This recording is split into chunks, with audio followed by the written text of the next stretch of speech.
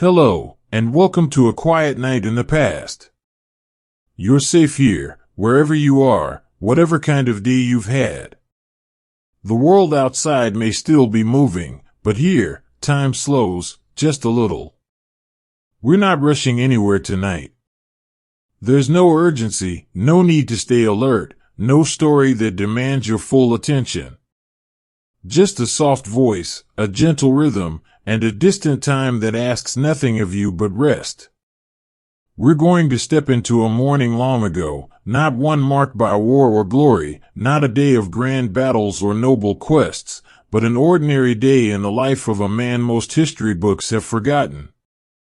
A knight, yes, but not the kind who charges across fields in shining armor, lance raised toward the sun. This is a night of routine, of damp stone walls and cold floors, of chores and quiet duties, of meals eaten without ceremony, and nights spent listening to the wind press against the shutters. His name was likely Edmund, or Thomas, or William, something common, something worn smooth by time. He lived in a small keep on the edge of a village in 14th century England, where the greatest drama of the week might be a leak in the roof or a cow that wouldn't stop wandering into the rye field.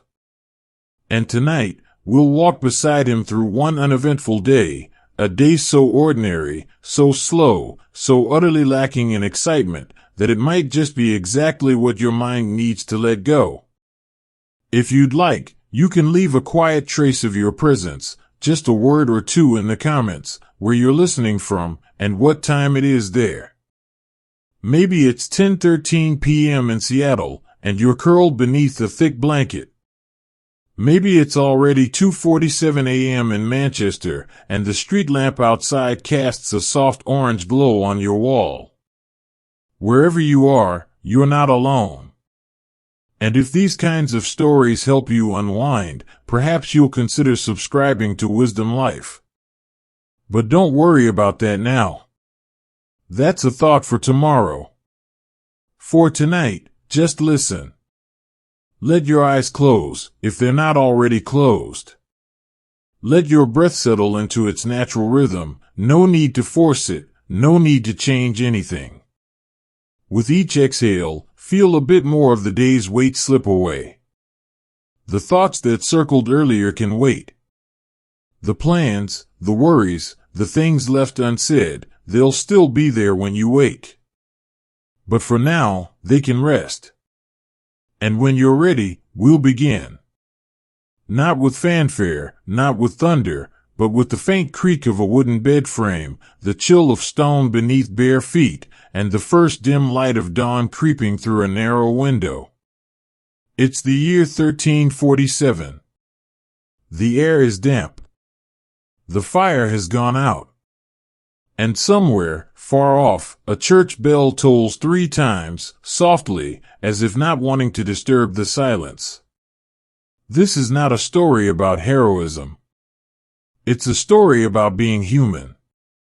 And sometimes, that's enough to fall asleep to. Part 1, A Morning in the Stone Cottage. The bell has faded now, its last echo dissolving into the stillness of the early hour, and the world outside remains wrapped in that soft, bluish dimness that comes before sunrise. There is no rush to rise, no call to arms, no urgent message carried by a breathless messenger on horseback. Just silence, thick and patient, and the slow return of sensation as the body stirs from sleep. You might feel it too, if you're still listening, how the weight of the blanket presses gently against your shoulders, how the air near your face is warmer than the air just beyond your toes.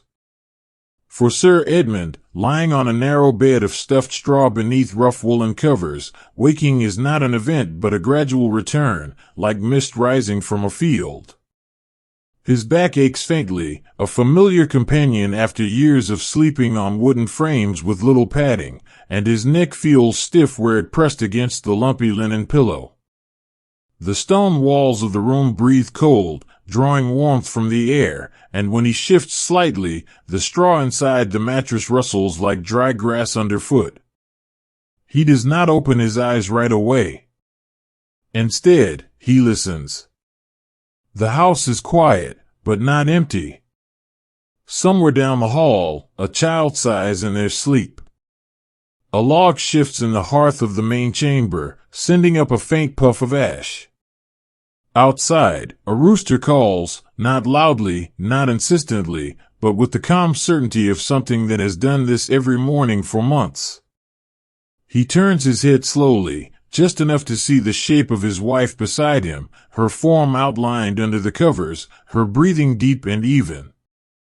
Mistress Alice sleeps soundly, undisturbed by the chill or the distant sounds of the waking household.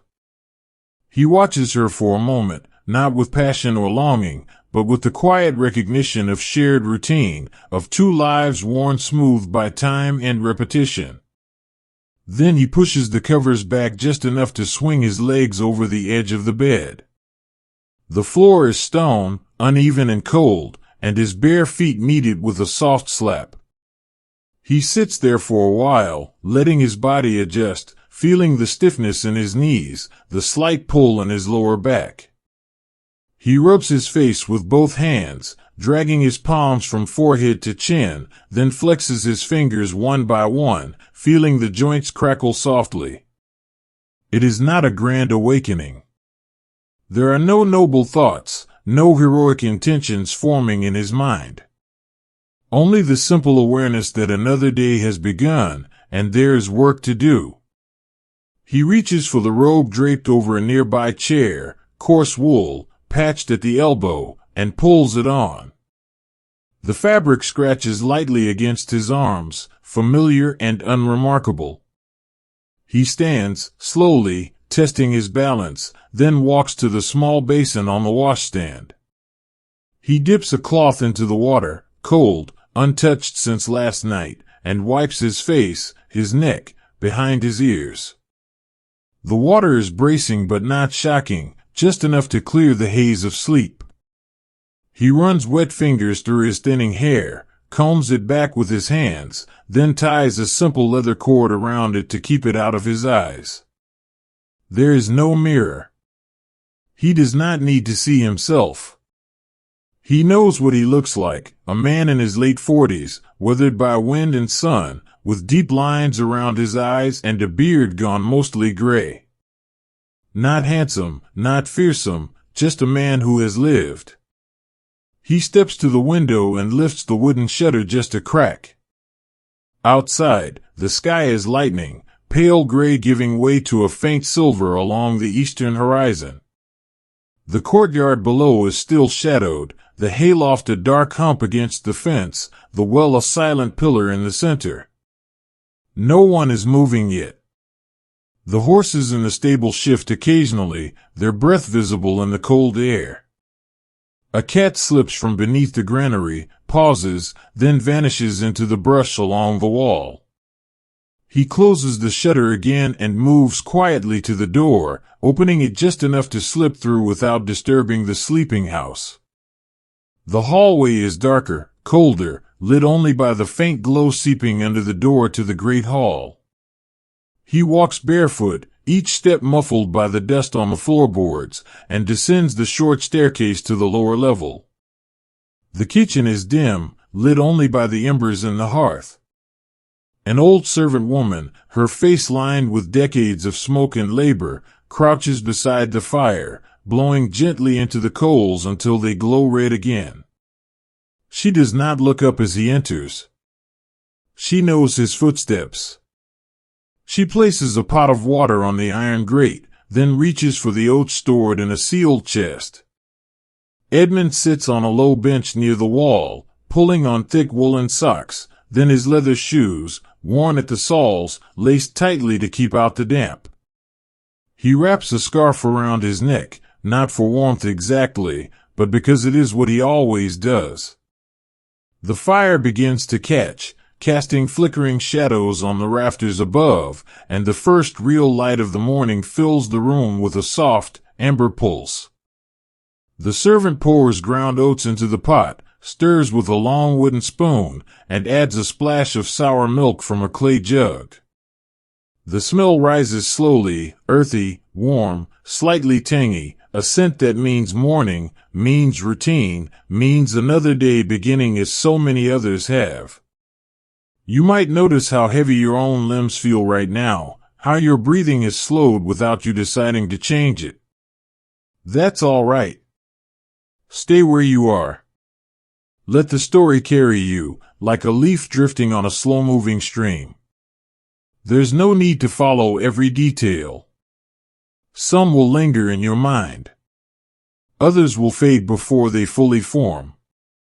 And that's as it should be. This isn't a lesson. It's a place to rest. The porridge is ready. The servant ladles a bowlful and sets it before him, then silently retreats to her corner to mend a torn tunic. Edmund eats slowly, stirring the thick mixture in small circles, letting each spoonful cool before bringing it to his lips. It tastes of grain and smoke, with no sugar, no honey, nothing to excite the tongue. It is food to sustain, not to delight. He drinks water from a wooden cup, feels the coolness slide down his throat. The cat from earlier appears in the doorway, sits neatly, and watches him with green, unblinking eyes. He breaks off a small piece of bread and tosses it to the floor. The cat approaches, sniffs, then eats with quiet dignity. Outside, the sky is brighter now. The first true light of day spills over the fields, turning the dew-covered grass into something that glimmers faintly, like scattered glass. A dog barks once, far off. The stable boy emerges, yawning, and begins raking straw from the horse stalls. Another day has begun. Not with glory. Not with drama. But with this, the quiet, unremarkable rhythm of a life lived in the margins of history. The fire crackles softly in the hearth, its warmth spreading just far enough to take the edge off the morning chill, but not so much that it makes the room cozy. Heat is precious here, measured and guarded, never wasted. Edmund finishes the last spoonful of porridge, sets the bowl aside, and rests his hands on his knees. He does not rush. There is no schedule pressing him forward, no one waiting impatiently for his arrival. He sits for a few more moments, watching the flames dance and settle, rise and fall, like breath itself. The servant woman still mends her tunic, her needle moving in steady, practiced strokes, the thread catching the light with each pass. The cat has curled up near the hearth, paws tucked beneath its chest, eyes half closed. Even the air seems to move more slowly in this hour, as if the world itself is stretching awake, reluctant to begin. He thinks, perhaps, of nothing in particular. Or maybe he thinks of the oats, whether they'll last until the next delivery from the mill. Or whether the roof over the east granary will hold through the next storm. Or whether his youngest son, only 7, will remember to feed the chickens before school. These are not heavy thoughts. They do not weigh on him. They simply exist, like stones in a pocket, present, but not burdensome. He stands again, stretches slightly, feeling the pull in his lower back ease a little with movement. He walks to the door that leads outside, unlatches it, and steps into the courtyard. The air is sharp with morning cold, crisp and clean, carrying the scent of damp earth, wood smoke, and the faint musk of animals. The sky is now a pale gray-blue, streaked with wisps of cloud that catch the rising light. Frost lingers in the shaded corners, glittering faintly on the stone steps and along the base of the wall. His breath forms small clouds that vanish quickly. He pauses just outside the door, letting his eyes adjust, letting his body register the change from indoor dimness to outdoor light. A rooster crows again, closer this time, followed by the cluck of hens stirring in their coop. Somewhere, water drips from a gutter, each drop landing with a soft plink into a wooden bucket below. The sound is regular, unhurried, like a heartbeat. He walks across the yard, his boots scuffing lightly against the packed dirt, and stops near the well. The bucket hangs from the rope, empty. He pulls it up slowly, hand over hand, feeling the familiar resistance, the slight strain in his shoulders. When it reaches the top, he dips a ladle into the water and drinks deeply. It is cold, so cold it makes his teeth ache slightly, and tastes of stone and depth, pure and untouched. He pours a second ladleful into a smaller pail and carries it back toward the stable. The horses stir as he approaches, their hooves shifting on the straw, their warm breath fogging the air inside the low building. He greets them quietly, not with words exactly, but with tone, a soft hum, a gentle click of the tongue. They know him. One, an old bay gelding with a white star on his forehead, nudges his shoulder when he comes near. Edmund rubs the spot between the ears, feels the coarse hair, the warmth beneath. He pours the water into the trough, watches the horse drink, then pats his neck once before stepping back. There will be no riding today. The roads are muddy after last night's rain, and there is no urgent message to deliver, no distant lord to visit. The horse will stand here, eating hay, waiting for another day that may or may not come. Edmund turns and walks back toward the house, his pace unchanged, his mind unburdened. As he passes the herb garden, covered now with a light frame of sticks and cloth to protect it from frost, he pauses and touches a sprig of thyme through the fabric. It releases a faint, dry scent, familiar, comforting. He remembers his wife using it last week in the stew, how she rubbed it between her fingers before adding it to the pot. He does not pick any. There is no need. The memory is enough. Inside, the kitchen is warmer now, the fire burning steadily. His wife has joined the servant at the table, sipping from a cup of weak herbal tea. She looks up as he enters, offers a small smile, tired, but kind. He nods in return, says nothing. Words are not required here. They have lived beside each other long enough that silence is its own language. She rises and begins preparing her own breakfast, moving slowly, deliberately. The child stirs upstairs. A door creaks open, then shut. The day continues. And you, listening, might feel your thoughts beginning to drift, not away exactly, but downward, like leaves sinking into still water. That's all right. Let them go. You don't need to hold on to every sentence. You don't need to remember every detail. Just rest here, in this quiet morning, in this forgotten corner of time, where nothing dramatic happens, where no one dies heroically, where no kingdom is won or lost.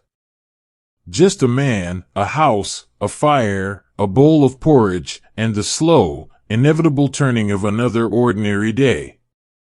Part 2, The Duties of the Day, Beyond the Castle Walls.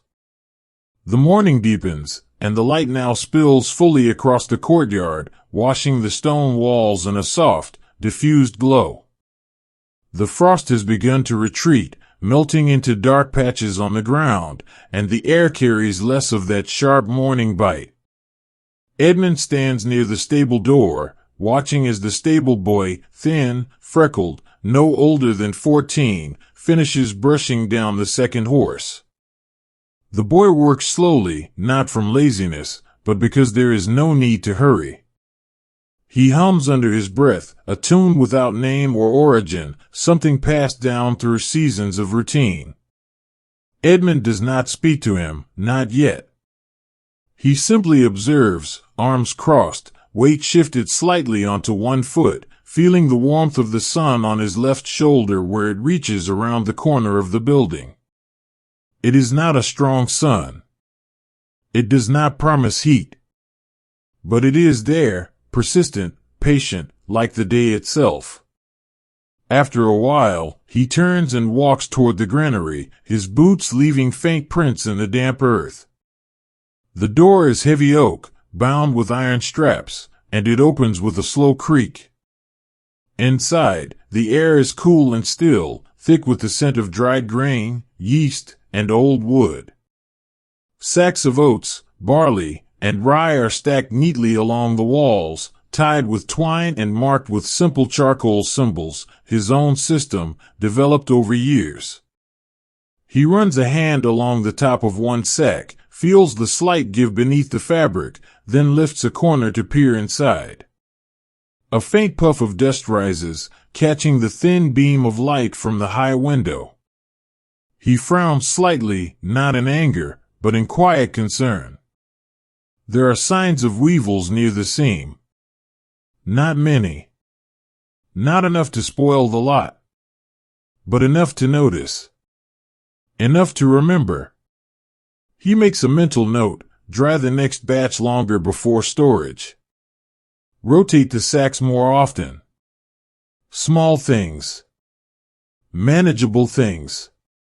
He steps back outside and closes the door behind him, securing the latch.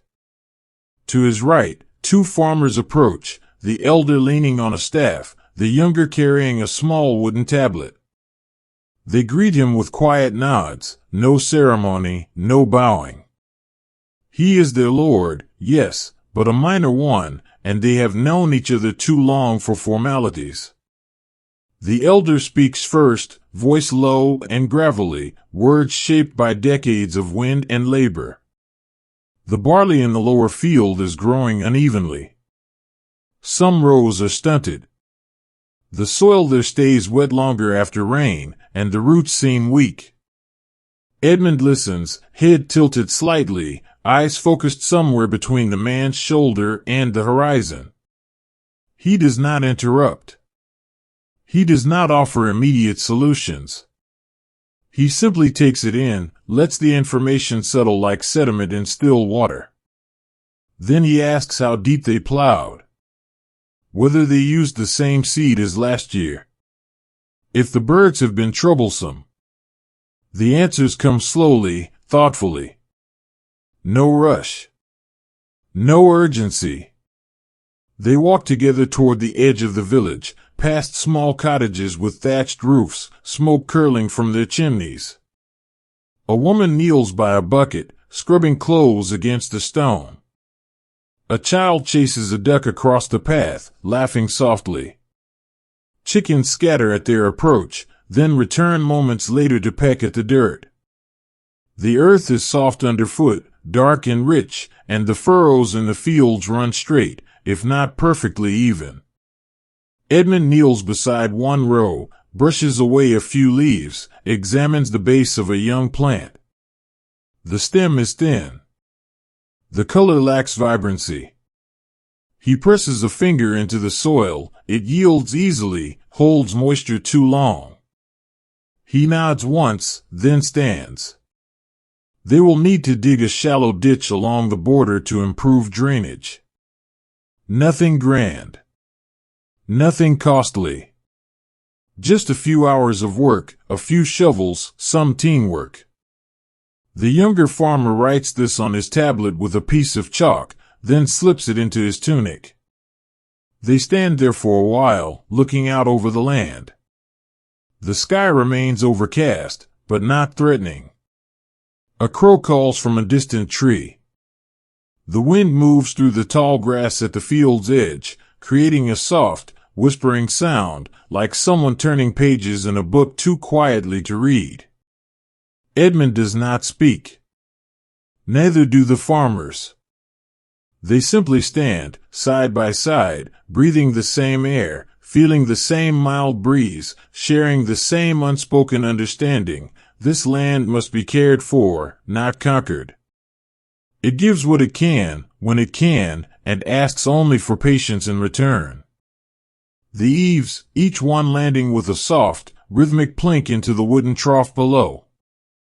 Edmund sits on a low stone bench near the kitchen door, boots unlaced, feet resting after the morning's walk. His wife brings him a cup of warm water infused with dried mint, no honey, no spice, just the faint herbal bitterness that lingers on the tongue. He takes it with both hands, lets the warmth seep into his palms, and sips slowly. The mint scent rises gently, mixing with the smell of damp wool from his cloak, which hangs over a rail to dry. Inside, the servant stirs a pot of lentil stew for the midday meal. It will be thin, seasoned only with onion and a pinch of salt, but it will be hot. That is what matters. A boy approaches, son of the blacksmith, sent to deliver a message. The hinge on the west gate needs repair. The iron is rusted, and the pin no longer holds. Edmund nods, sets the cup aside, and stands without haste. He walks to the armory, a small stone outbuilding with a heavy oak door secured by a simple latch. Inside, the air is cool and still, lined with racks of tools, spare weapons, and coils of rope.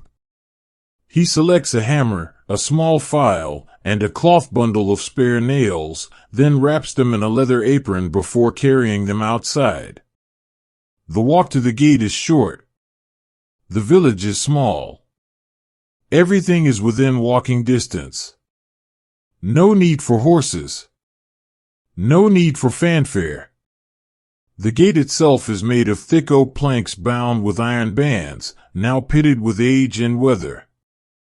The boy waits beside it, holding the loose hinge in his hands. Edmund kneels, places the tools on the ground, and examines the joint. The wood around the pin is worn, slightly cracked, but not beyond repair.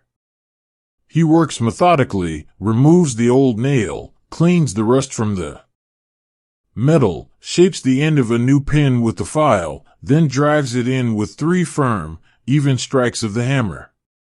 The sound echoes faintly, then fades into the quiet afternoon. He tests the hinge, lifts, lowers, watches it swing smoothly. It will hold. Not forever, but long enough. He wipes his hands on the cloth, returns the tools to the apron, and hands it back to the boy with a nod. No praise. No reprimand. Just acknowledgement. The boy smiles shyly, tucks the apron under his arm, and walks away, his steps light on the dirt path. Edmund watches him go, then turns and walks back toward the house. His shoulders feel stiff from bending, his fingers slightly sore from gripping the hammer, but it is a good kind of tired, the kind that comes from work completed, not struggle endured. Inside, the stew is ready. The family gathers at the table, his wife, their 2 children, the elderly servant. They sit in silence as he says a brief blessing, voice low, words familiar. Then they eat. The bread is hard at the edges, softened only by dipping it into the broth. The lentils are mushy, the onions translucent. There is no meat today. That is saved for Sundays or feast days. But no one complains. No one looks disappointed. This is food. This is nourishment. This is enough. After the meal, he sits by the window, watching the light fade from bright gray to soft silver. The wind has died down. The chickens have returned to their coop. A cat stretches in the yard, then curls up in a patch of sunlight near the wall. His son reads from a small book, a devotional text copied by hand, pages yellowed and fragile. The words come slowly, with pauses between sentences, but Edmund does not correct him.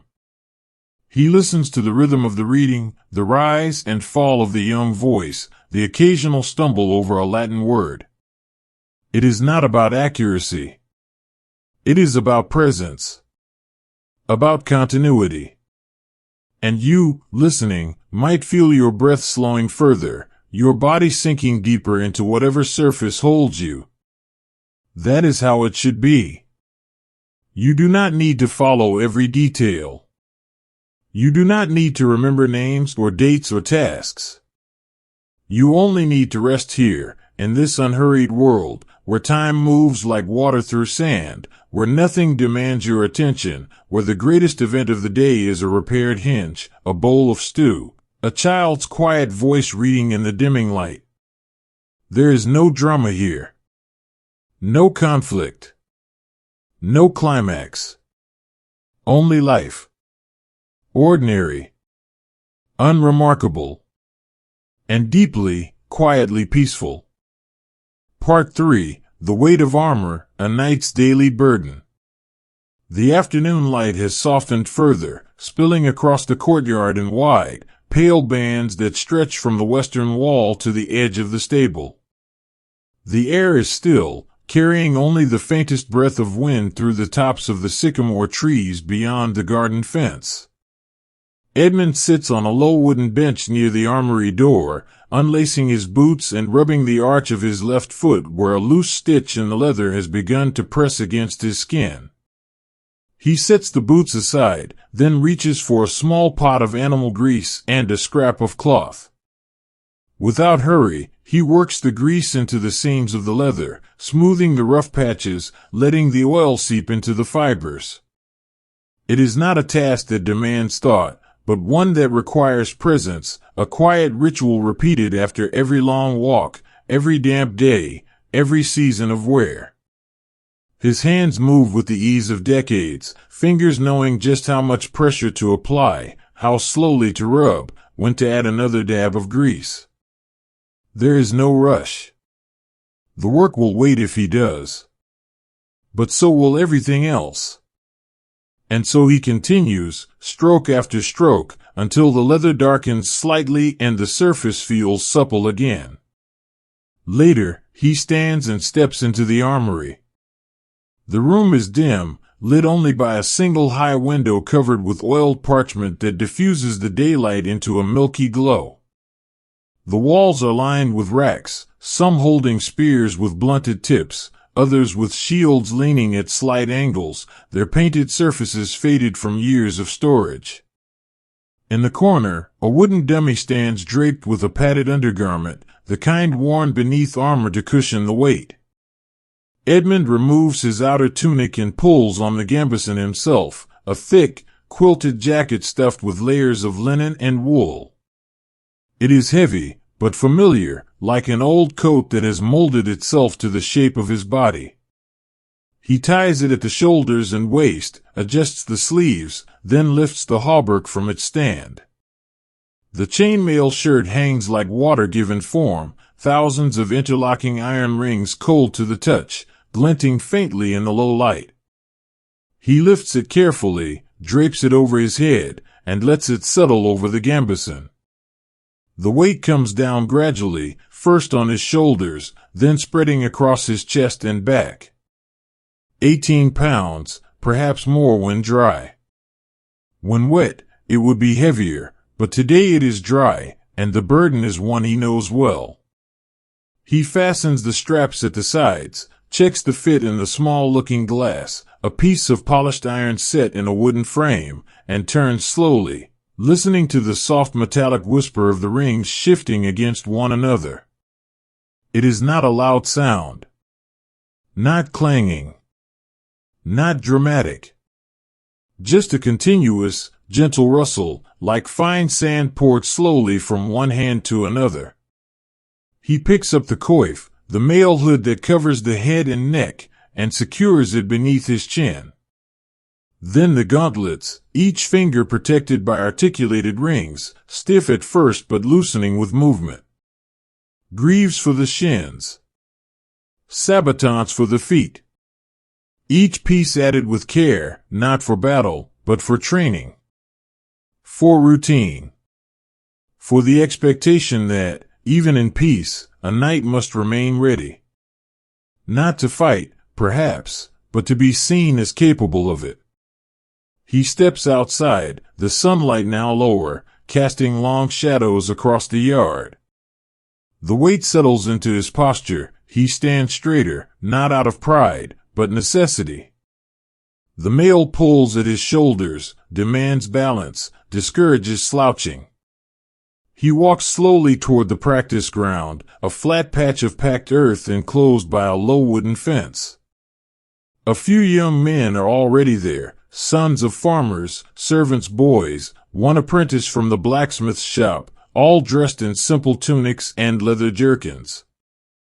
They bow slightly as he approaches, not out of fear, but respect. He returns the gesture with a nod, then takes his place at the center. The training begins without ceremony. No speeches. No grand demonstrations. Just slow, deliberate movements. He shows them how to hold the wooden practice lance, not too tightly, not too loosely, how to brace the butt against the hip, how to align the body before stepping forward. They mimic him, awkward at first, arms trembling slightly under the weight of the unbalanced shaft. He corrects their stances gently, placing a hand on a shoulder here, adjusting a foot position there. His voice remains calm, even, never rising above the level of conversation. Keep your back straight. Do not lean forward. Breathe as you move. The words drift into the air like smoke, unhurried, meant to guide, not command. They practice thrusts and parries, first slowly, then with slightly more speed, though never anything resembling real combat. The wooden lances tap against one another with soft thuds, no force behind them. One boy loses his balance and falls into the dirt. He laughs, embarrassed, and Edmund offers a hand to help him up. No scolding. No mockery. Just a quiet, it happens. They continue. The sun dips lower. The shadows stretch longer. A crow calls from the field beyond. After nearly an hour, he signals for rest. The boys sit on the ground, wiping sweat from their brows, breathing deeply. Edmund removes his gauntlets, then unfastens the side straps of the hauberk and lets it slide down his arms. He hangs it carefully on a wooden rack, along with the coif and greaves. The relief is immediate, subtle, a slight easing in his shoulders, a return of natural breath. He rolls his neck gently, feels the stiffness begin to loosen. One of the boys brings him a cup of water from the bucket near the gate. He drinks slowly, feeling the coolness spread through his throat, then hands the cup back with a nod of thanks. They talk a little, about the weather, about the upcoming harvest fair, about whether the priest will allow music this year. Edmund listens more than he speaks. When he does offer a word, it is measured, thoughtful, never rushed. He tells them a story, nothing heroic, about a knight he once knew who tried to ride through a flooded stream and lost both his horse and his helmet in the mud. The boys laugh, not at the man, but at the image, the dignity undone by something as simple as wet ground. Edmund smiles faintly, then adds, "That is why we check the land before we cross it. Not because we fear the water, but because we respect it." They train a little longer, sword forms this time, with blunted blades, before ending as the sky begins to turn from gray to dusky blue. The boys thank him, gather their things, and walk home in pairs, their voices fading into the evening hush. Edmund stands alone for a moment, watching them go, then turns and walks back toward the house. The armor stays on the rack. It will be cleaned tomorrow, oiled, inspected, stored properly. But tonight, it rests. And so does he. Inside the house, the fire has been rekindled, its glow pulsing gently against the stone walls of the main chamber. The air is warmest near the hearth, where the servant woman stirs a second pot of stew, this one thicker, enriched with barley and a small piece of smoked pork rind saved for days like this. The scent rises slowly, savory and faintly smoky, weaving through the room like an invisible thread. Edmund sits on a low stool near the flames, barefoot, his stockinged feet close enough to feel the heat but not so close as to burn. He unbuttons the gambeson and peels it off, setting it aside on a drying rack where it will air overnight. The padding is damp along the shoulders, sweat from under the mail, and it gives off a mild, earthy smell, like wool left in a damp barn. He does not mind. It is the smell of work, of use, of a body doing what it was meant to do. He leans back, resting his head against the wall, eyes half closed. The quiet settles around him, not empty, but full in its own way. The crackle of burning wood. The soft clink of the spoon against the pot. The distant creak of a floorboard upstairs as his daughter prepares for bed. These are the sounds of a life lived without spectacle, and they carry their own kind of comfort. He breathes deeply, letting each exhale draw tension from his chest, each inhale bring warmth into his limbs. His right shoulder aches slightly, the old strain from years of carrying weight, but it is not sharp. Not troubling. Just present, like a familiar stone in a well-worn pocket. A memory drifts in, uninvited but not unwelcome. He is younger, perhaps 30, and standing on a training field much like the one he left today. The sun is brighter then, the armor heavier, the expectations louder. A visiting lord watches from beneath a canopy, arms crossed, expression unreadable.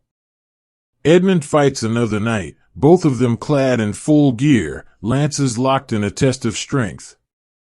The impact shudders through his body, up his arms, into his spine.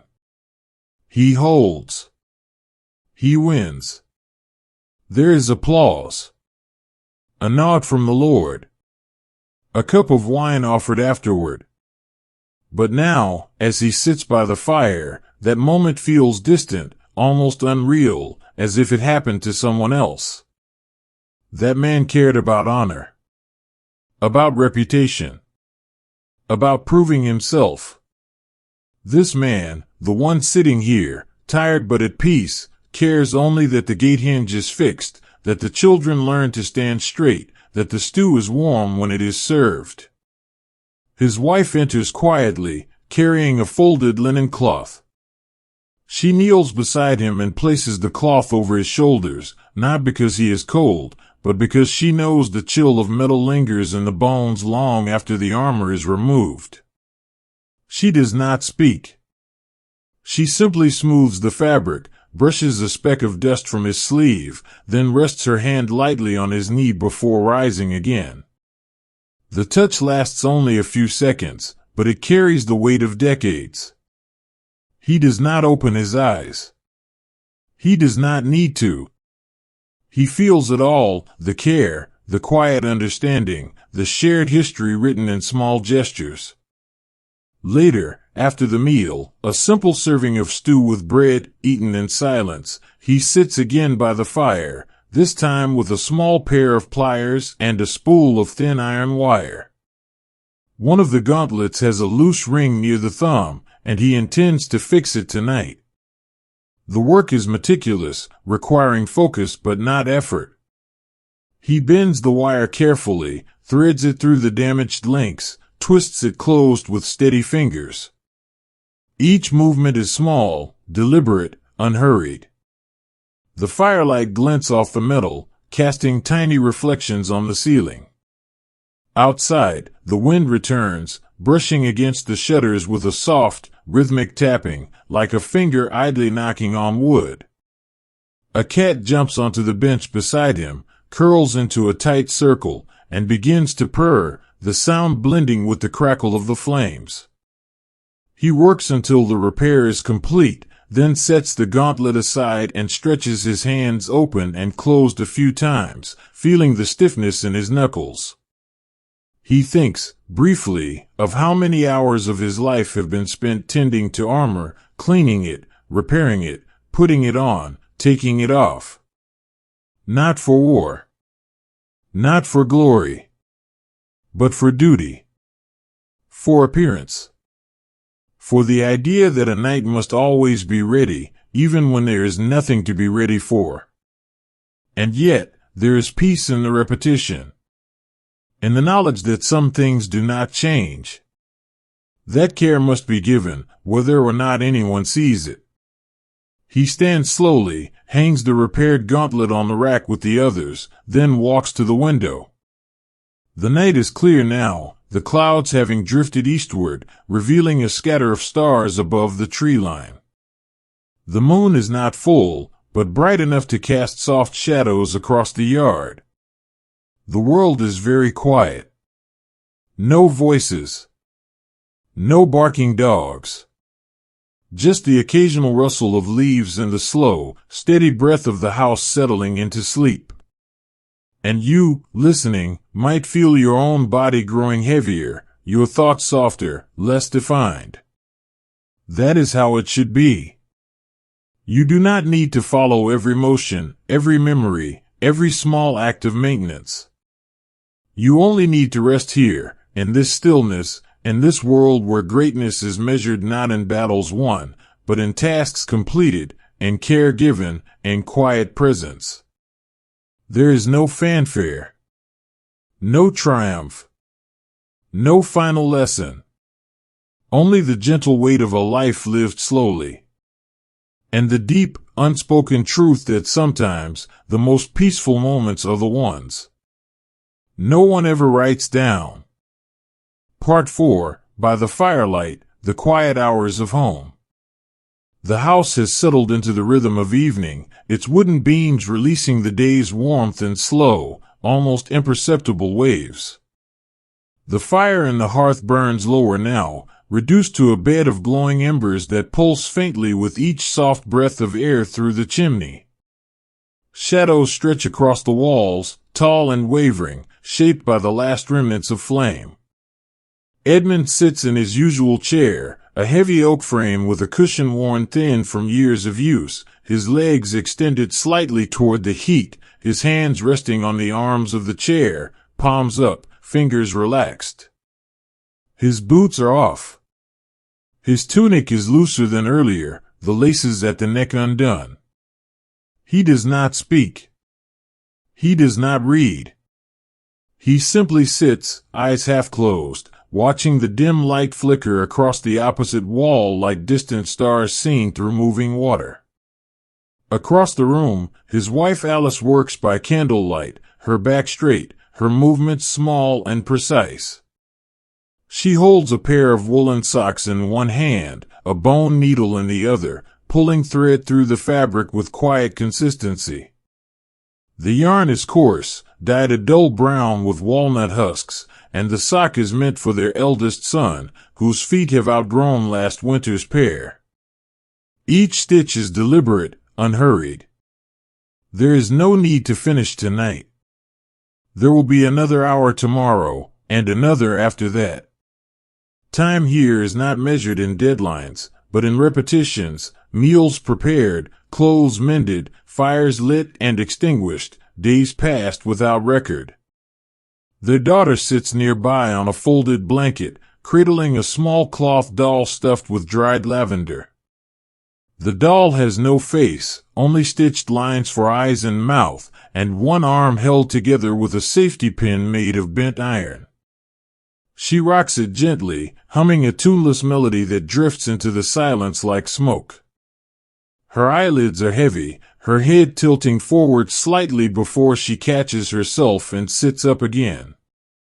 She does not want to miss this time, the quiet hour when the world outside has gone still, when the adults do not call for chores, when the only demands are warmth, rest, and presence. Edmund watches her for a long moment, not with pride, not with sentiment, but with the deep, unspoken recognition of someone who knows this moment will not last.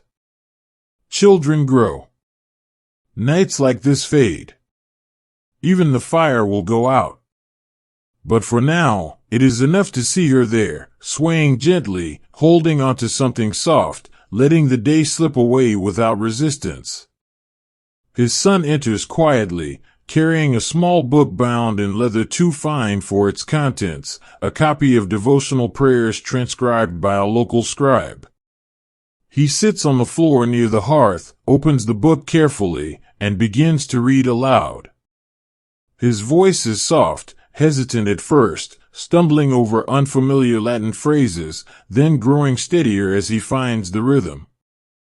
Domini, non sum dignus, the words hang in the air, not meant for understanding, but for ritual. For continuity. For the sense that some things should be spoken, even if only whispered into the dark. Alice does not look up. She continues stitching. But her lips move slightly, forming the same words silently, as if joining him in a place beyond sound. Edmund closes his eyes fully now, letting the voice wash over him, not as instruction, not as doctrine, but as texture, like the feel of wool against skin or the scent of wood smoke in hair. The boy reads slowly, pausing between verses, giving himself time to breathe, to remember. No one corrects him. No one urges him forward. There is no test. No expectation of perfection. Only the act itself, the reading, the listening, the shared stillness. Outside, the wind returns, brushing against the shutters with a soft, rhythmic tap. A branch knocks once against the roof, then stops. The cat, curled beside the ashes, stirs slightly, stretches one paw into the air, then settles again. The candle on the table burns down another inch, its flame leaning slightly to one side before righting itself. The wax pools slowly, then hardens at the edges. And in this moment, nothing is needed. No victory. No revelation. No grand declaration. Just a man sitting by a dying fire, a woman mending what is worn, a boy reading words he barely understands, a girl rocking a doll made of scraps. A family. Not perfect. Not remarkable. But whole. The candle flickers as a draft slips through the gap beneath the door, its flame bending sideways for a moment before returning to center. Alice dips the needle into a small dish of water to ease the thread, then continues her stitching, the rhythm of her hand matching the slow rise and fall of breath in the quiet room. Edmund remains still, his breathing deep now, even, not quite asleep but drifting close, caught in that soft borderland where thoughts lose their edges and begin to blur into sensation. He feels the warmth of the embers on his face, the coolness of the stone floor beneath his bare feet, the weight of the linen cloth still draped over his shoulders. His mind does not race. It does not wander far. It simply floats, like a leaf caught in a slow eddy of water, circling gently without destination. A memory surfaces, not summoned, not forced, of a winter long ago, when snow covered the fields for weeks and the fire had to be fed every 2 hours to keep the house from freezing. He and Alice took turns waking in the night, rising silently so as not to disturb the children, adding logs to the hearth, checking the animals, returning to bed with cold hands and warm hearts. There was no complaint. No sense of hardship. It was simply what was done. And in the mornings, they would find frost patterns on the inside of the windows, delicate as lace, vanishing slowly as the sun rose. He remembers how Alice once traced one with her fingertip and said, "It looks like a forest scene from above." He had smiled, not because it was poetic, but because only she would notice such a thing. Now, in the present, she sets aside the sock and reaches for another, already half finished, waiting for the heel to be shaped. She threads a fresh piece of yarn, bites the end gently to straighten it, then resumes her work. The needle moves in and out, pull after pull, creating something useful from nothing but fiber and time.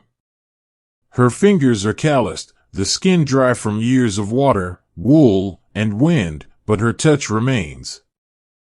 careful, deliberate. There is dignity in this kind of labor, not the kind praised in songs, but the kind that keeps a household whole, that ensures someone will have warm feet when the frost returns. The boy finishes reading and closes the book softly, placing it beside him with both hands, as if setting down something fragile. He does not speak. He knows the silence is not empty, it is full of presence, of rest, of unspoken care. He leans back against the wall, tucks his legs to one side, and rests his head against the stone. His eyes stay open a little longer, watching the shadows dance, listening to the occasional pop of a cooling log. But soon, his breathing slows, his jaw relaxes, and he slips into sleep without announcement. His sister follows shortly after, the doll slipping slightly in her arms as her body sags toward the blanket. Alice watches them both for a moment, then rises quietly, walks over, and covers each with a thin wool throw. She adjusts the girl's pillow, smooths the boy's hair from his forehead, then returns to her seat without a sound. Edmund opens his eyes just enough to see her, silhouetted by the dim light, her hands already back to work. He does not tell her he loves her. He has not said those words in years. But he feels it now, not as a surge, not as passion, but as a constant hum beneath everything, like the earth turning, like the air moving, like the steady beat of a heart you no longer notice until it stops. He thinks, briefly, of the knights he once knew, the ones who sought glory in tournaments, who rode off to distant wars, who returned with scars and stories and chests full of medals no one could afford to polish. Some came back changed. Some did not come back at all. And yet, here, in this small house, with no banners flying, no crowds cheering, no chronicles recording his name, he has lived a life of quiet constancy. He has mended fences, taught boys to stand tall, shared meals in silence, held his wife's hand during fevers and childbirths, watched seasons pass without fanfare. And perhaps that is its own kind of honor. The fire sinks further. The embers glow faintly, then fade to dark red. The candle burns down to a stub, its flame shrinking, wavering, then going out with a final wisp of smoke. Only moonlight remains, spilling through the high window in a pale, silver rectangle across the floor. Alice sets her sewing aside, stands slowly, and stretches her lower back with a quiet sigh. She walks to each child, checks their blankets, then moves to Edmund's chair. He is nearly asleep now, his head tilted slightly to one side, his breath deep and even. She touches his shoulder, just once, and whispers, "Time to rest." He nods, more felt than seen, and allows her to help him rise. They walk together to the bedroom, steps slow, bodies attuned to each other's rhythm after decades of shared nights. They do not light a candle. They do not speak. They know the way by memory, by touch, by the invisible map of a life built in the same space, day after day. And you, listening, may no longer be fully awake. That is all right. You were never meant to stay alert. You were meant to let go, to drift with the quiet, to sink into the stillness, to rest in a world where nothing dramatic happens, where no one saves the kingdom, where the greatest act of the evening is covering a sleeping child with a blanket. This is not history as it is usually told. There are no dates to remember, no battles to recount, no names to memorize. Only this, a fire dying, a needle pulling thread, a hand resting on a shoulder, and the deep, unbroken peace of an ordinary night in an ordinary life that mattered. Not because it was grand, but because it was lived. Part 5. In the hush of night, the sounds that lull the mind. The house is asleep now, or nearly so, its wooden frame settling into the deep quiet that follows the extinguishing of candles and the closing of doors. The last trace of firelight has faded from the hearth, leaving only a faint warmth in the stones and the occasional whisper of ash shifting as it cools. Outside, the moon hangs low in the sky, half shaded by drifting clouds, casting a soft, uneven glow across the courtyard. The grass glistens with dew, each blade bent slightly under the weight of moisture, and the air carries that stillness unique to the hours between midnight and dawn, when even the wind seems to pause, as if holding its breath. There are no footsteps. No voices. No distant barking of dogs. Only silence, thick and patient, wrapping around the world like a second blanket. Edmund lies on his side in the narrow bed, eyes closed, but not yet asleep. His body is heavy with the day's small labors, the weight of armor, the walk through the fields, the slow rhythm of mending and speaking and sitting. His breath moves steadily, in and out, just loud enough to hear in the absolute quiet. Beside him, Alice sleeps deeply, her back turned toward him, one arm tucked beneath the pillow, her breathing slower than his, more even, like waves receding across smooth sand. He does not reach for her. He does not need to. Her presence is felt in every part of the room, in the way the air rests, and the scent of her hair lingering on the pillow, and the subtle shift of the mattress when she turns in her sleep. They have shared this bed for 23 years, and in all that time, they have learned how to occupy space without disturbance, how to be together without demand, how to rest beside one another as naturally as trees grow side by side in a forest. A sound comes, soft, almost imagined. A mouse scratching gently within the wall behind the headboard. Not frantic. Not urgent. Just moving, searching, living its small life within the same walls, the same home, the same night.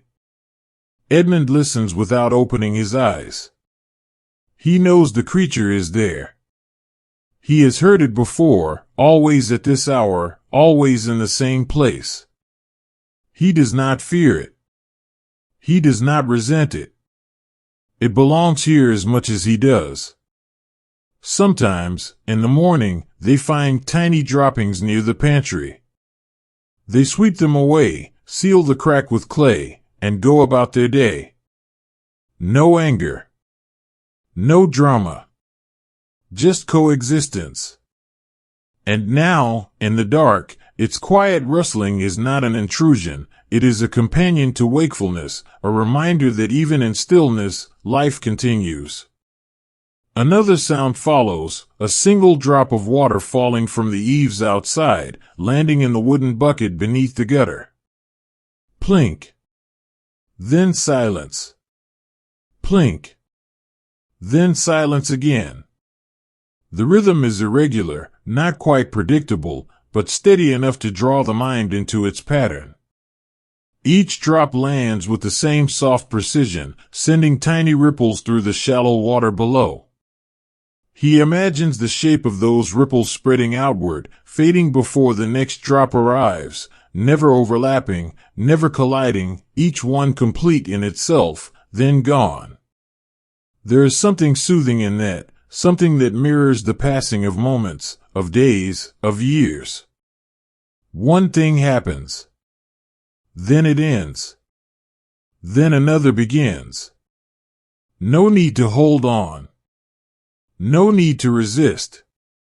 He shifts slightly, adjusts his pillow, lets his shoulders sink deeper into the straw-filled casing. The linen sheet is cool against his skin, slightly rough, worn thin from countless washings. It smells faintly of lye soap and sun-dried cloth, clean but unperfumed. He pulls the woolen cover up to his chest, feeling its familiar weight, neither too heavy nor too light, just enough to signal the body that it is time to rest. His left foot brushes against Alice's, a brief, accidental contact, warm and grounding. She does not stir. He leaves it there, just for a moment, then withdraw slowly, not wanting to disturb her sleep. His thoughts drift, not in any direction, but like dust motes floating in a sunbeam, visible, then vanishing, then reappearing elsewhere. He thinks of the boy who fell during training today. How quickly he laughed. How easily he got back up. He wonders if the boy will remember this day. Probably not. Most days are forgotten. Even the ones that feel important at the time. He remembers his own first training session, how his hands shook, how he dropped the wooden sword twice, how the older knight simply said, "Try again," and handed it back. No scolding. No praise. Just continuity. Just practice. Just showing up. A distant owl calls once, low, resonant, echoing across the open fields. Then silence returns. The sound does not startle him. It belongs to the night, as much as the stars or the cold earth. He has heard it every autumn for as long as he can recall, always from the same stand of oaks near the stream. It does not mean anything. It is not a sign. It is simply a voice in the darkness, calling out into the void, receiving no answer, needing none. He thinks of the armor hanging in the armory, the hauberk on its stand, the gauntlets resting side by side, the helmet placed carefully on its rack. They sit there, unused, waiting. Not for war. Not for glory. But for possibility. For duty. For the unlikely chance that someone might need protection, that order might need restoring, that a boundary might need defending. And yet, most days, they remain still. Most days, they gather dust. And perhaps that is best. Perhaps true strength is not in action, but in readiness. In patience. In the willingness to wait, year after year, without complaint, without bitterness, knowing that being prepared is enough. His breathing slows further. His muscles soften. The tension in his jaw, unnoticed until now, begins to release. He feels the weight of his eyelids, the gentle pressure of the pillow beneath his head, the warmth of his own breath returning to his face with each exhale. His thoughts grow fewer, softer, less defined, like footprints fading in damp sand. He no longer follows them. He lets them come and go without grasp. Somewhere in the stable, a horse shifts in its stall. Hooves scrape against straw. A soft snort escapes its nostrils, followed by the slow, rhythmic sound of chewing, perhaps on a leftover clump of hay, perhaps on nothing at all. The animal is awake, too, in its way, resting but alert, attuned to the night as only creatures without clocks can be. Edmund listens, not with effort, but with passive awareness. He has spent enough nights near horses to know their sounds, their sighs, their dreams, their quiet protests against the cold. This one is calm. Content. Not restless. Not afraid. A cloud passes in front of the moon, dimming the light in the room. The outlines of furniture blur. The window becomes a gray rectangle in the wall. The air cools slightly, just enough to make him pull the cover a little higher. He does not shiver. He does not wake fully. He simply adjusts, like a tree bending in the wind, then settles again. And you, listening, may no longer be tracking every word. That is as it should be. You were never meant to remember everything. You were meant to let your mind soften, to let your body sink, to allow yourself to be carried forward not by thought, but by tone, by rhythm, by the gentle repetition of a life lived without urgency. There is no lesson here. No moral. No revelation waiting at the end. Only this: a man lying in bed, listening to the night, feeling the weight of the blanket, hearing the distant chew of a horse, the plink of a falling drop, the scratch of a mouse in the wall. And you, wherever you are, lying beneath your own cover, in your own quiet room, with your own breath slowing, your own thoughts dissolving, are not so different. You do not need to do anything. You do not need to be anyone. You only need to rest, to breathe, to listen, to let go. And if sleep comes before the story ends, that is not failure. That is success. Part 5. In the hush of night, the sounds that lull the mind. The house breathes in its sleep, wood and stone expanding and contracting with the slow cooling of the night. A faint creak travels through the floorboards near the stairwell, no one walking, just the natural settling of an old structure, like a body shifting beneath blankets. Edmund hears it, but does not react. He has lived here long enough to know the sounds of his home, the way the north wall groans when the wind comes from the east, how the roof sighs after a heavy rain, how the iron latch on the kitchen door clicks softly when the temperature drops. These are not warnings. They are not threats. They are simply the voice of a place that has stood for generations, whispering its quiet existence into the dark. He turns onto his back, arms resting lightly at his sides, palms open. His breathing is now so even it feels almost suspended, each inhale deep and unhurried, each exhale longer than the last, as if he is slowly releasing the day one breath at a time. His thoughts have thinned to nearly nothing. No plans. No memories. No names. Just sensation, the coolness of the sheet against his forearm, the slight pressure of the wool cover across his chest, the distant warmth still radiating from the hearth 2 rooms away. His body feels heavy, not with fatigue, but with the deep comfort of being exactly where it should be, doing exactly what it should be doing, resting. Alice stirs beside him. She rolls slightly toward him, her knee brushing against his leg, her breath now reaching his shoulder. He does not move. He lets her settle, feels the new warmth of her proximity, the soft rhythm of her breathing syncing, almost imperceptibly, with his own. This is not romance as it is sung about in ballads. There is no fire. No passion. No whispered declarations.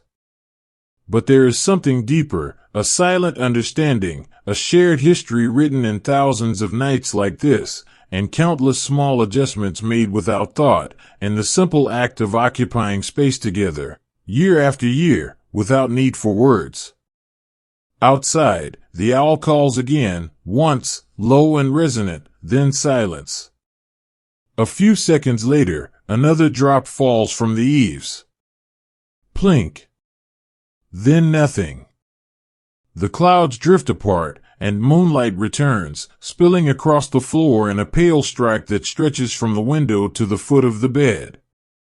Dust motes float in the beam, barely visible, moving with the faintest current of air. He watches them without focus, letting his eyes blur, allowing the shapes to drift in and out of view like tiny boats on a motionless sea. There is no urge to follow them. No need to understand their path. They simply are. And so is he.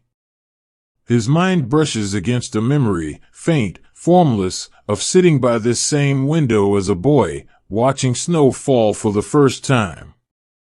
He had pressed his palm against the cold glass, amazed that something so soft could cover the world so completely. His mother had brought him a cup of warm milk, sweetened with honey, and said only, "It will melt by morning." He had felt disappointment then, as children do, wishing the beauty could last.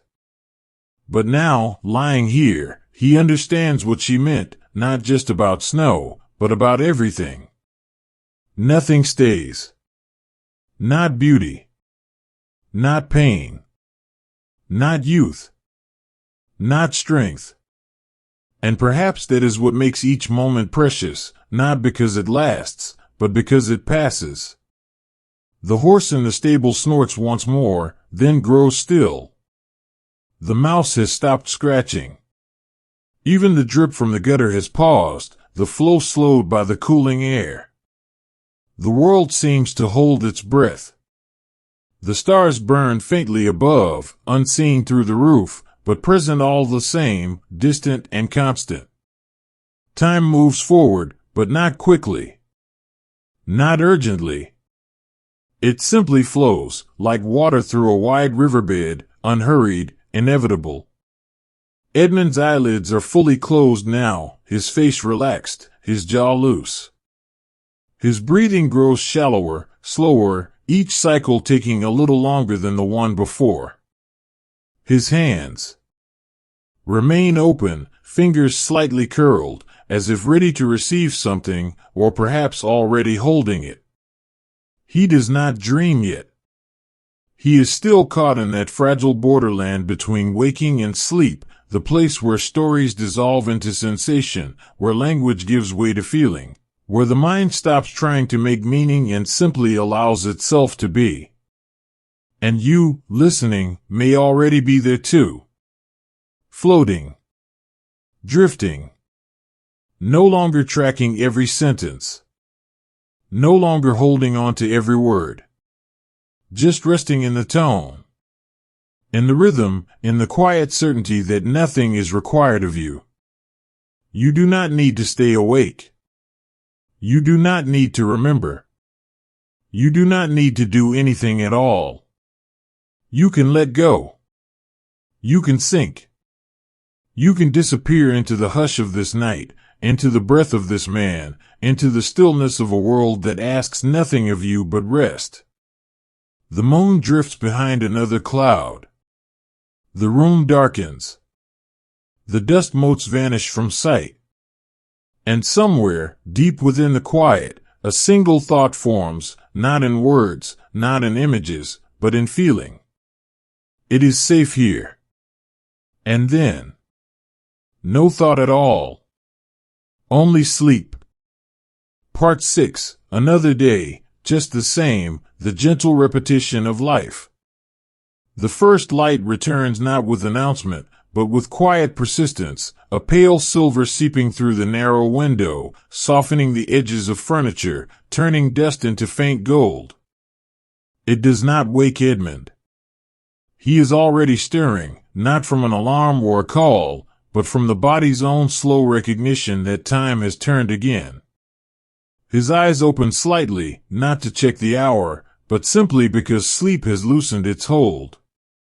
The room is still, colder than it was before dawn, the warmth of the night pooled beneath the covers. Alice lies beside him, still asleep, one hand tucked beneath her cheek, her breath making the faintest rise and fall of the blanket. He does not move yet. He only watches the light grow, listens to the silence stretch across the house like a held note. Outside, a rooster crows, distant, unhurried, as if it has all the time in the world. Then another answers. Then a third, farther off. The sound does not startle. It does not demand action.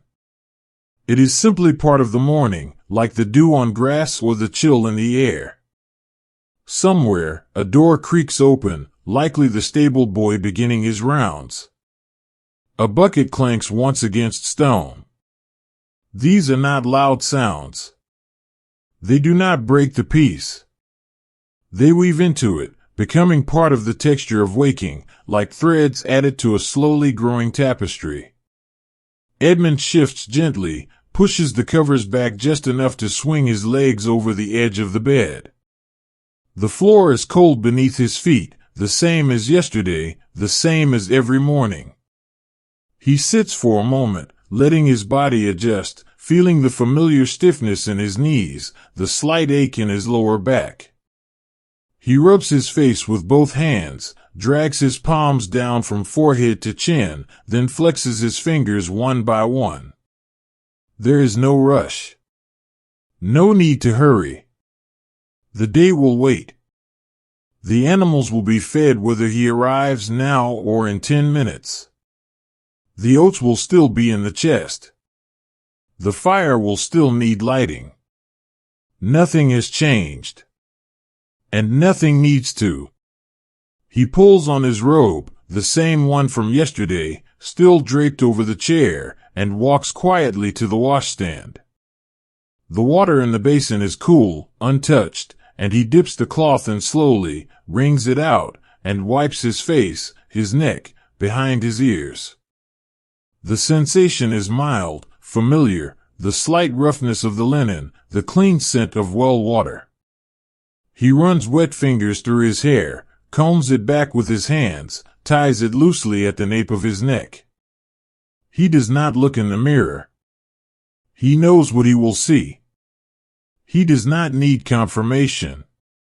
Downstairs, the servant woman is already at the hearth, kneeling before the ashes, blowing gently into the coals until they glow red again. She does not speak when he enters. She only nods, just enough to acknowledge his presence. He sits on the low bench near the wall, pulls on his woolen socks, then his leather shoes, still damp at the seams from yesterday's walk, but dry enough. He wraps the scarf around his neck, not because it is cold inside, but because it is what he always does. The fire catches, sending up a small plume of smoke before settling into a steady burn. The pot of water begins to warm. The smell of wood smoke fills the room, mixing with the faint scent of last night's stew still clinging to the walls. The porridge is made the same way, oats stirred into boiling water, a splash of sour milk added at the end. He eats slowly, spoon after spoon, tasting nothing extraordinary, feeling only fullness, warmth, the simple satisfaction of a body being cared for. The cat appears in the doorway, sits neatly, and watches him. He breaks off a piece of bread, tosses it to the floor. The cat approaches, sniffs, eats. The same as yesterday. The same as tomorrow will likely be. Outside, the sky brightens further, shifting from silver to a soft, washed-out gray. Frost lingers in the shaded corners of the yard, glittering faintly on the stone steps and along the base of the wall. He steps outside barefoot at first, then remembers the cold and retrieves his shoes. The air is sharp with morning, crisp and clean, carrying the scent of damp earth and distant wood smoke. He walks to the well, pulls up the bucket, drinks deeply from the ladle. The water is cold, so cold it makes his teeth ache slightly, and tastes of depth, of stone, of something ancient and unchanged. He pours a second ladleful into the pail and carries it to the stable. The horses stir as he approaches. The old bay gelding nudges his shoulder when he comes near. Edmund rubs the spot between the ears, feels the coarse hair, the warmth beneath. He pours the water into the trough, watches the horse drink, then pats his neck once before stepping back. No riding today. The roads are still damp. No message to deliver. No duty calling.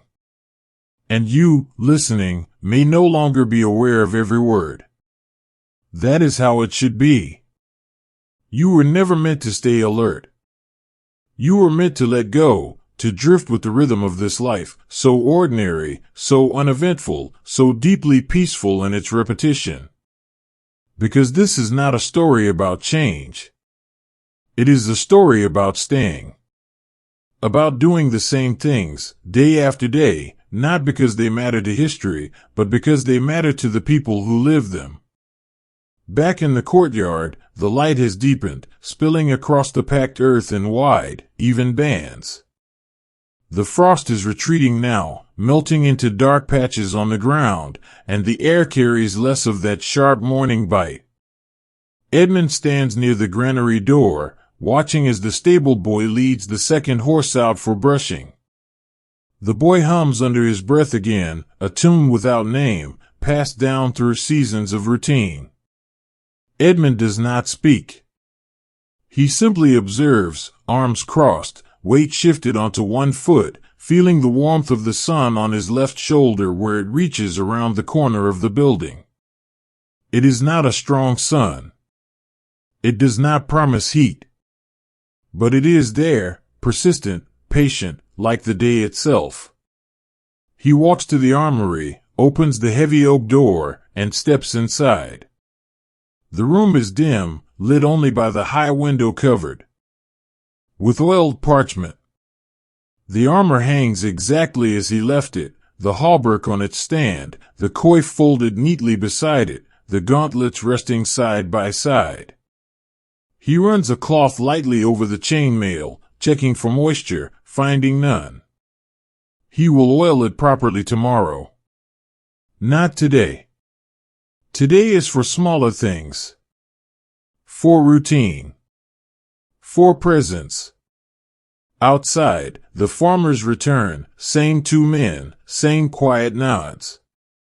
The drainage ditch has been dug along the lower field. The soil is already drier. The barley stands straighter. They do not say much. Neither does Edmund. They walk together, boots scuffing lightly against the dirt, pause at the edge of the rye, watch the wind move through the tall grass. A crow calls from a distant tree. The sound lingers, then fades. They stand for a while, not because anything needs saying, but because it feels right to be here, together, breathing the same air, seeing the same land, sharing the same unspoken understanding. This is enough. At midday, he sits on the stone bench again, boots unlaced, feet resting. His wife brings him a cup of warm water with mint, no honey, no spice. He takes it with both hands, lets the warmth seep into his palms, sips slowly. The servant stirs the pot. The children play near the herb garden, poking sticks into the soft earth. One finds a beetle, shows it to the other, then gently places it back under a leaf. No one shouts. No one cries. The world turns quietly. In the afternoon, he helps repair a loose plank on the chicken coop, nothing urgent, just wood swelling from rain. He works with a small hammer, 3 gentle taps, then checks the fit. It holds. He wipes his hands on his tunic, returns the tools to the shed. The blacksmith's son stops by, says the hinge still holds. Edmund nods. Good. That is all. Later, he sits by the fire as dusk begins to fall. The flames are low, fed with small logs. His son reads again, from the same book, same verses, voice softer now, more confident. His daughter rocks her doll, eyes half closed. Alice mends another sock, needle moving in steady rhythm. The cat curls near the hearth. The house fills with the scent of stew, of wool, of smoke. And upstairs, in the room above, the bed waits, empty now, but soon to be filled again. The pillow will be cool at first. The blanket heavy. The night long and silent. The mouse will scratch. The drip will plink. The horse will chew. And Edmund will lie still, breathing slowly, listening to the sounds of a life lived without spectacle. Because tomorrow will be like today. And the next day, likely the same. No grand change. No sudden turn. Just this, the quiet turning of days, the gentle repetition of care, the unremarkable beauty of being alive without needing to be remembered. And you, wherever you are, listening in the dark, eyes closed or nearly so, body sinking deeper into rest, are part of this too. You do not need to stay awake. You do not need to follow every word. You only need to know that it is safe to let go. That nothing is required. that you can rest here, in this slow, ordinary world, as long as you need. And when sleep comes, not with drama, not with announcement, but softly, like mist over a field at dawn, know that it has found you not in spite of the silence, but because of it.